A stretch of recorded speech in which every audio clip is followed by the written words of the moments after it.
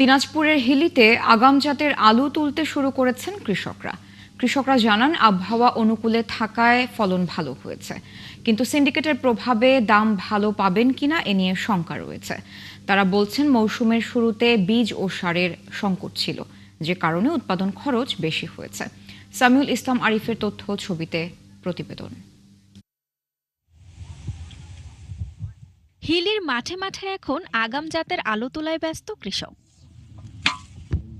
কৃষকরা বলছেন এবছর আলুর ফলন ভালো, তবে বীজ এবং সারের সংকট থাকায় লাভ তো দূরের কথা, উৎপাদন খরচ তোলা নিয়ে দুশ্চিন্তা আছে। বর্তমানে প্রতি মণ আলু ৭ থেকে ৮০০ টাকায় বিক্রি হচ্ছে।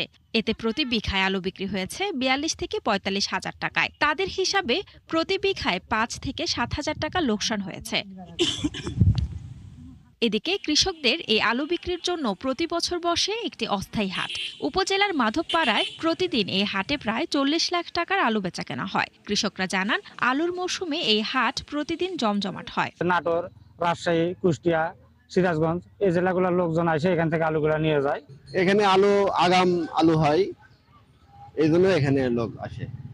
আর দিনকার দিন আলু চলে যায়, টাটকা আলু। এটা আলু 720, 700, 750, 600, যেমন আলু তেমন দাম। অস্থায়ী এই আলুর হাটটি চলবে ১ মাস ব্যাপী, যেখানে আলু বিক্রি হবে ১৫ থেকে ২০ কোটি টাকার। প্রত্যেক দিন প্রায় ৩০ থেকে ৪০ লাখ টাকার আলু বেচা কেনা হয় এখানে। কৃষকরা মোটামুটি ১২টার মধ্যে এখানে আলু এনে পৌঁছায়, আর বেচা কেনা চলে মোটামুটি ৩ থেকে ৪টা পর্যন্ত।